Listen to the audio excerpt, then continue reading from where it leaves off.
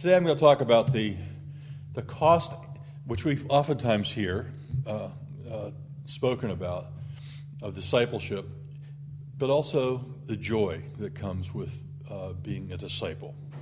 And I would like to start by talking about a very important person in Celtic spirituality. His name was St. Columba, and there are various stories about why he left Ireland.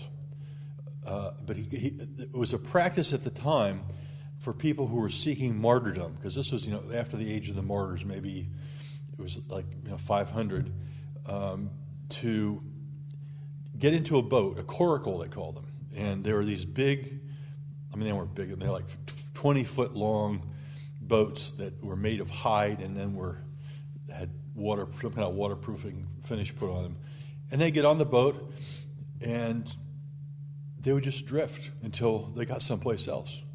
And so he and his followers left Ireland and came to the island of Iona, which sometime we'll show some pictures of that. It's an incredible place where he founded a monastery. It was the first monastery, a Christian monastery in Scotland.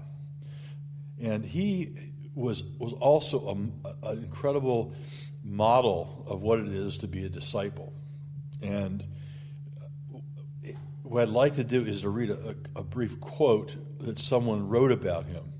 A guy by the name of Ian Bradley, who's wrote a biography of Columba, said that in many ways this contribution of action and meditation of Columba provided a perfect example of what modern theologians call praxis, which is a combination of involvement in practical issues and theological reflection on them. In the words of a poem written about Columba just a year or two after his death, the poem said, "What he conceived keeping vigil by action, he ascertained." Now, I agree that Columba was and is a wonderful model of discipleship, of this circle of prayer and practical action. Where I would disagree with Ian Bradley is when he talks about the praxis of Columba being a combination of involvement in practical issues, which I would agree with, and theological reflection on them.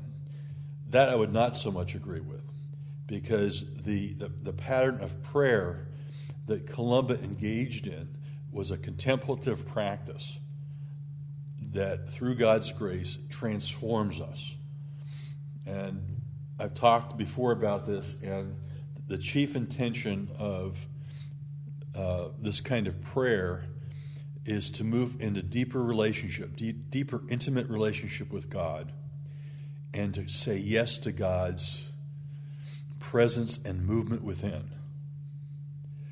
So Columba would go away to another small island off of Iona by himself and live in a hut for a few days, a few weeks, sometimes a few months, and then would come back.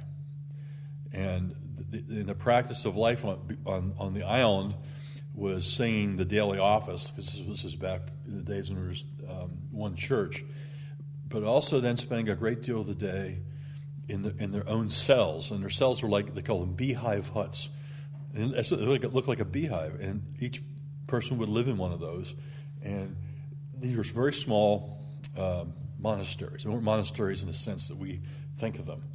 They were just these huts, and they might have an oratory, which would be where they gathered for worship. But there might only be 10 or 12 or 14, 15 people who were a member of one of these monasteries. And if it got much bigger, they go and start another monastery. So it was but Columba engaged in this, what I would call both a praxis of practical contemplation and practical action. And he showed us how one's life can be transformed by prayer and also showed how prayer assists us in our work in our everyday life. It can be very difficult to be doing the things that God calls us to do without stumbling a whole lot. And this back and forth between prayer and action is something that I personally have found extremely helpful. And I'll talk some more about that when I talk about working some of the ministry with folks on the margins. I think maybe next week. So praying in secret is one of the essences of this, and it's not just the issue of pridefulness and showing off, but it's also a wisdom teaching, because when we are alone with God, when we're hanging out with God, continuing to say yes to God's agendas and not our own, and in contemplative prayer, what that means is just being quiet. Then things happen. Things start to happen in our lives. And that's where Christ begins to live more and more in us, and we, as single, egocentric human beings, begin to die. And as we begin to die to our own agendas, to our own idolatries, to our own ways of trying to have different idols that we worship rather than God, we are healed. And we become freer.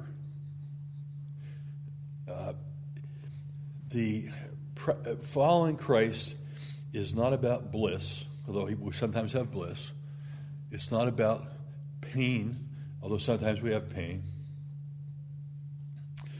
It's not about visions, although sometimes we have visions. It's deeply about freedom. It's about the